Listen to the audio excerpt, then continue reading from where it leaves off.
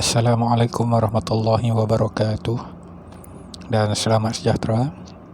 Okey, hari ini kita akan belajar mengenai reka bentuk mekanikal.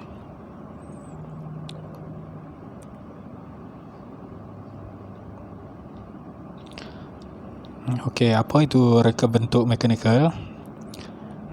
Sistem mekanikal adalah beberapa komponen yang berfungsi sebagai penghantar bagi menyelesaikan sesuatu tugas yang telah diprogramkan. Selain itu, sistem ini juga merupakan mekanisme yang digunakan bagi mendapatkan sesuatu hasil pengeluaran. Okey, contohnya di sini ialah kita hendak menggerakkan sesuatu. Jadi, untuk menggerakkan sesuatu, kita memerlukan komponen mekanikal. Okey, apa yang ada dalam komponen mekanikal ni? Yang pertama, gear. Kedua, pautan. Ketiga, tuil atau tuas. Takal, tali sawat, aci sesondol, aci engkol, gelongsor, galas berbola, bindu dan juga rantai. Okey, gear. Gear ialah komponen yang digunakan untuk memindahkan kuasa. Gigi yang terdapat pada badan gear berfungsi untuk menyalurkan kuasa daripada sumber kepada penerima. Okey, maksudnya di sini adalah setiap gear ini berpaut antara satu sama lain untuk menggerakkan sesuatu. Okey. Jadi gear ini berfungsi untuk memindahkan kuasa.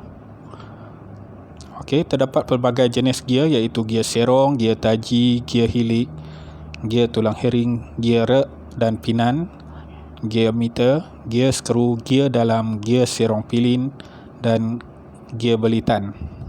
Okey. Untuk setiap fungsi daripada gear ini, kamu boleh Google. Okey, seterusnya ialah pautan. Komponen ini berfungsi sebagai penghubung sesuatu komponen atau bahan bagi melengkapkan suatu sistem. Okey, contohnya macam pintu yang menggunakan pautan, di mana kalau kita buka pintu ni boleh ditutup dengan sendirinya. Okey, seterusnya ialah tuil atau tuas. Tuil atau tuas ialah sistem yang berkaitan dengan daya, beban dan juga fulcrum. Fulcrum ni kita boleh katakan sebagai titik tengah lah. Antara contoh penggunaan tuil dan tuas adalah pada tuil pelayar gabung. Kalau kita tengok dekat sini, sangganya ataupun fulcrumnya berada di tengah di antara beban dan juga daya. Kelas kedua, dayanya di tepi, beban dan juga sangga berada pada seterusnya lah. Contohnya ialah pada kereta sorong. Okey, daya tu yang kita angkat. Fulcrum dia adalah roda, kemudian beban dia adalah apa yang diisi di dalam kereta sorong tersebut. Seterusnya yang ketiga ialah sangga di hujung, daya di tengah dan juga beban di hujung satu lagi. Yang ini kita boleh ambil contoh kepada stapler. Okey. Di mana daya yang kita gunakan untuk menekan stapler, fulcrum dia ialah titik tengah di belakang tu, dan juga beban adalah kepada mata stapler. Seterusnya takal atau puli.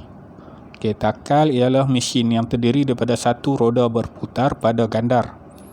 Dengan menggunakan takal, beban menjadi ringan dan mudah untuk diangkat. Okey, tempat yang paling mudah sekali kita nak tengok ialah pada bendera. Seterusnya ialah tali sawat. Tali sawat banyak digunakan dalam industri seperti pemesinan, konveyor dan juga pada motosikal berkuasa besar. Tali sawat digunakan untuk menghubungkan takal pemacu yang dipasang pada enjin atau motor elektrik dengan takal dipacu. Okey, kalau kita nak tengok tali sawat ni, boleh tengok pada mesin gerudi meja, di mana takal pemacu dia diletakkan pada bahagian motor. Okey, kemudian yang ini motor akan pusingkan takal pemacu, kemudian takal dipacu akan ikut berpusing. Seterusnya ialah aci sesondol ataupun camshaft. Yang ini kita gunakan di dalam kereta, enjin kereta, di mana ia akan membuka dan menutup injak ataupun valve. Seterusnya ialah aci engkol ataupun crankshaft.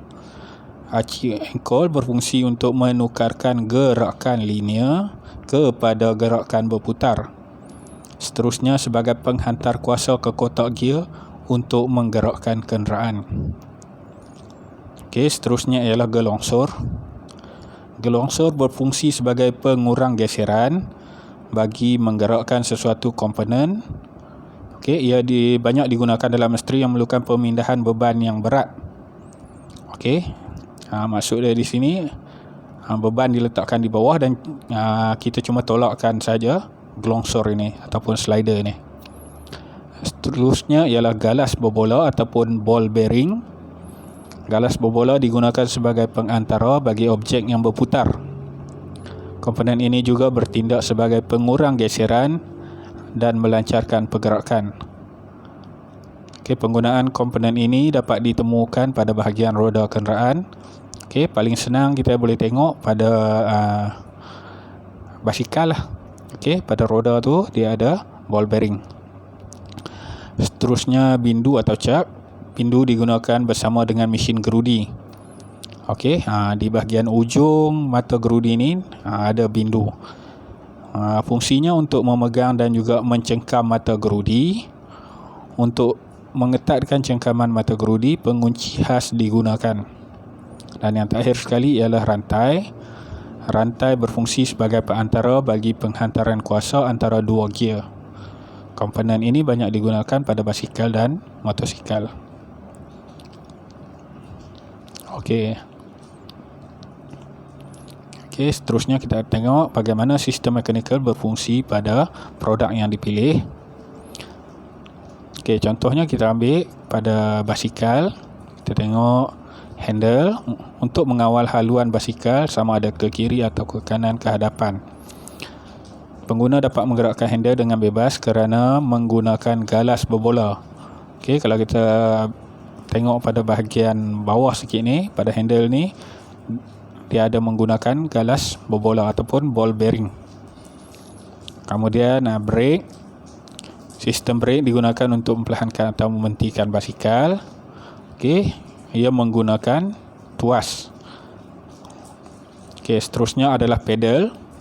Pedal akan berpusing apabila dikayuh dan menghasilkan tenaga penghantar kuasa untuk basikal bergerak. Rantai dan gear memainkan peranan sebagai komponen penghantaran kuasa. Okey, maksud dia di sini ada dua yang digunakan, iaitu rantai dan juga gear. Seterusnya roda. Roda membolehkan basikal bergerak dengan lancar. Galas berbola yang terletak pada roda membenarkan roda berputar dengan mudah. Okey, untuk yang ini, untuk muka surat yang seterusnya ini, kita nak menghasilkan lakaran 3D reka bentuk gadget yang menggunakan komponen sistem mekanikal yang dipilih. Biasanya kalau lampu basikal ni dia statik. Jadi kita nak ada komponen mekanikal yang diletakkan pada lampu basikal ni lah. Idea 1, idea 2 dan juga idea 3. Kalau kita tengok dekat situ diletakkan gelongsor. Maksudnya dia boleh diubah. Pemegang lampu menggunakan komponen pautan dan pengunci pemegang lampu menggunakan tuas. Jadi ada 3 sistem mekanikal ataupun komponen mekanikal yang ada pada lampu basikal ni. Jadi dia bukan lagi statik. Okey, seterusnya ialah menganalisis kesesuaian komponen yang digunakan. Okey, setelah lakaran idea dihasilkan, analisis perlu dilakukan untuk mengenal pasti kesesuaian komponen yang digunakan. Pelbagai aspek perlu dinilai untuk menghasilkan produk yang berkualiti dan dapat menarik perhatian pembeli. Okey, kaedah menganalisis kesesuaian komponen yang digunakan untuk membina gadget. Yang pertama, reka bentuk komponen, jenis bahan binaan yang digunakan, kedudukan pemasangan komponen, seterusnya ialah kemasan. Okey, reka bentuk mestilah menepati citarasa pelanggan dan mempunyai nilai kebolehpasaran yang tinggi. Maksud dia, reka bentuk dia mesti menarik untuk pelanggan membeli dan juga senang untuk dipasarkan. Kemudian jenis bahan binaan yang digunakan haruslah yang bersesuaian dan berfungsi seperti yang diharapkan.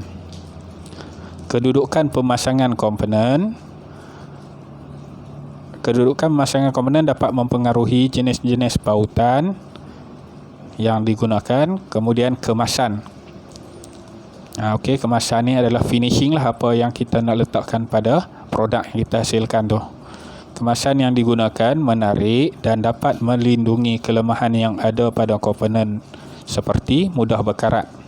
Okey, contoh kemasan yang digunakan adalah seperti cat sembur, cat minyak, leka ataupun stiker. Okey, kemudian bila kita dah menganalisis semua ni, jadi kita tengok kesesuaian komponen gadget ini. Adakah reka bentuk komponen menarik? Okey, ya atau tidak? Jika ya, tulis ya. Jika tidak, berikan cadangan penambahbaikan lah. Di mana kita nak tambah baik kepada reka bentuk komponen. Okey, jenis bahan adakah sesuai? Okey, tidak sesuai. Okey, jadi plastik lembut tidak sesuai digunakan untuk dijadikan sebagai lampu basikal tadi. Jadi kita menggunakan aluminium bagi menggantikan plastik lembut. Okey, kemudian kedudukan pemasangan adakah sesuai? Ya. Dan juga kemasannya, kemasan sesuai atau tidak? Okey.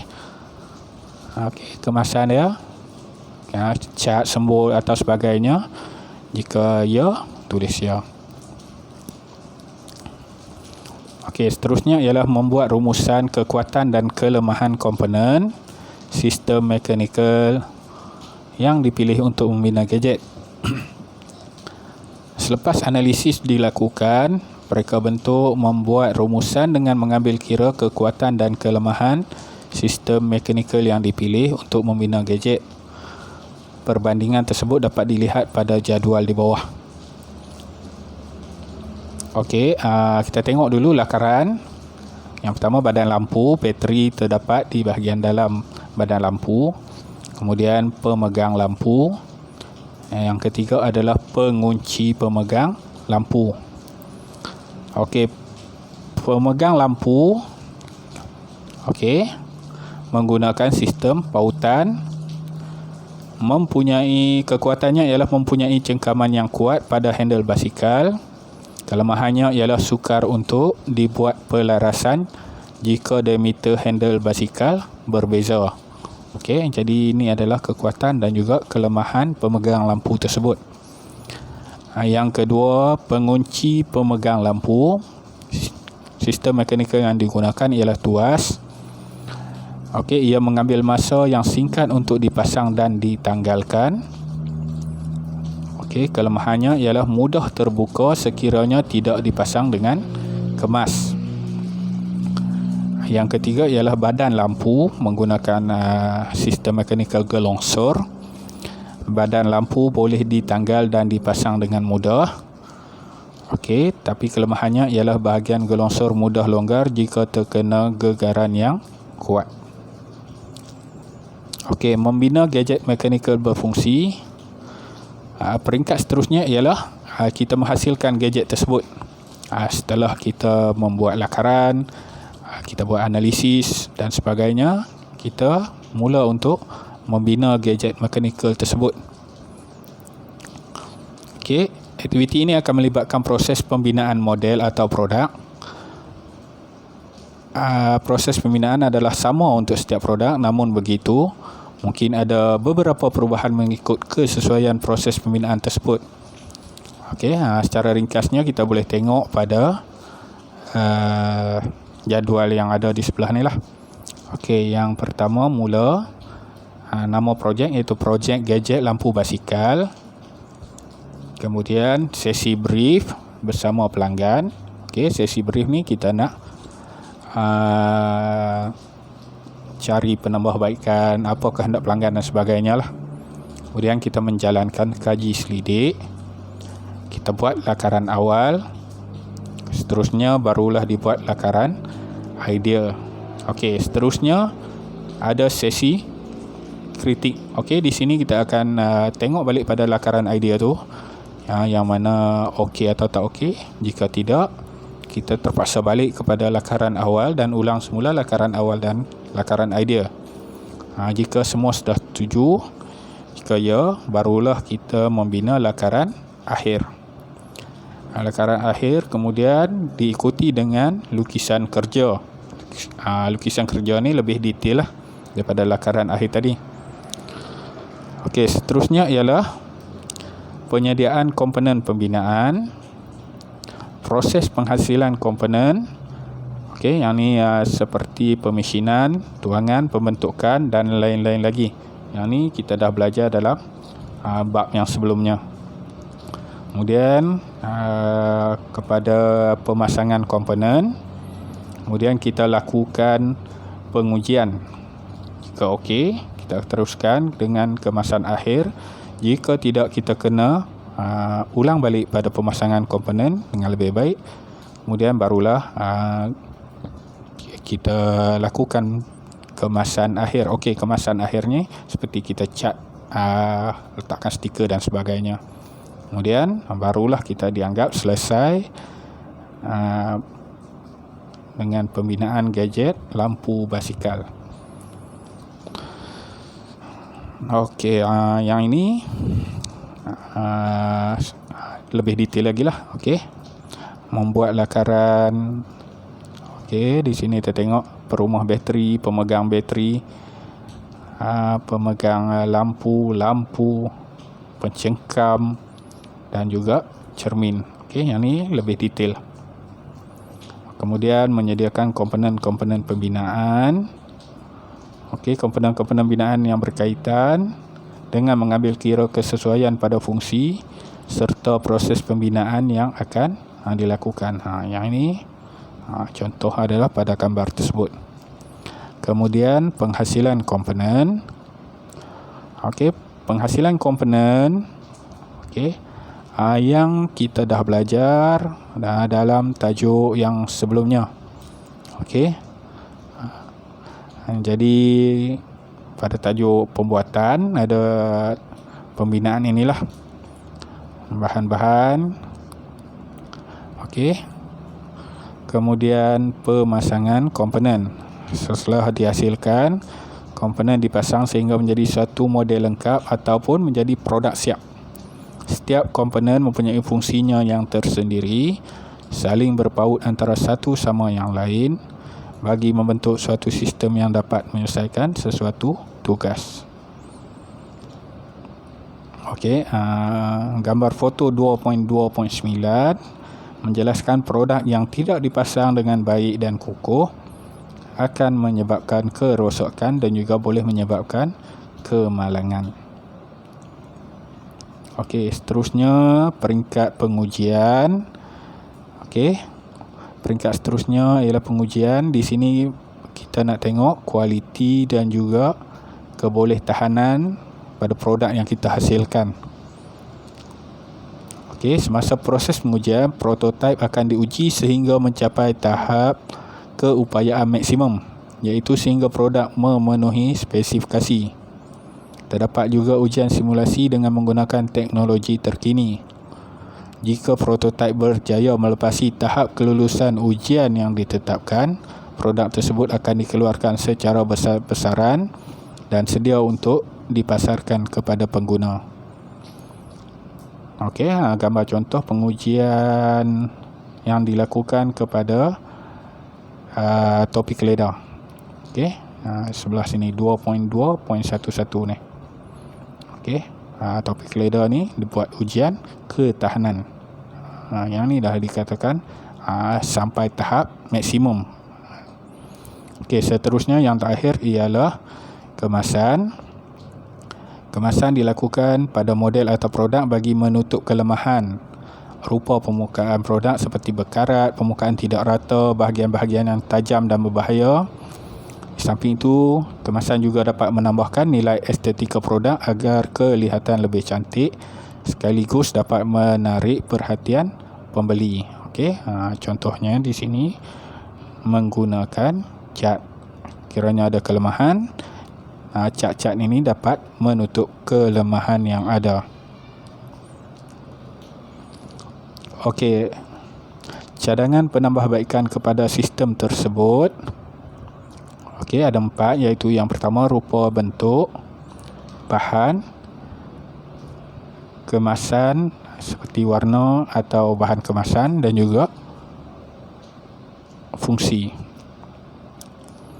Okey, rupa bentuk memainkan peranan yang penting. Okey, apa yang pentingnya rupa bentuk ni? Dia mestilah futuristik dan mengikut trend terkini. Okey.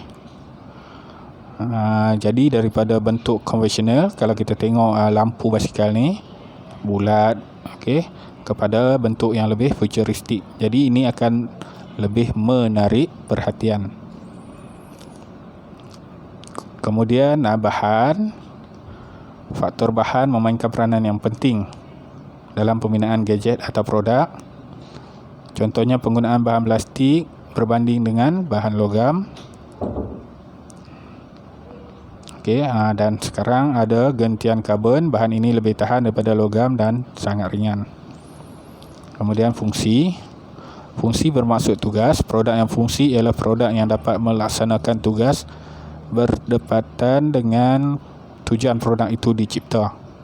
Contohnya fungsi pen ialah dapat menulis dan menggaris dengan lancar. Seterusnya ialah kemasan. Okey, kemasan ni saya dah ulas dengan banyaknya. Okey, sebagai contoh, jika bahan asas menggunakan logam, maka produk terdedah pada masalah berkarat. Dengan kemasan cat, permukaan logam dapat dilindungi. Okey, sekaligus masalah karat dapat diatasi. Okey, jadi ini adalah untuk tajuk mekanikal. Semoga bermanfaat. Okey. Dan jumpa lagi untuk tajuk yang seterusnya. Sekian. Assalamualaikum warahmatullahi wabarakatuh.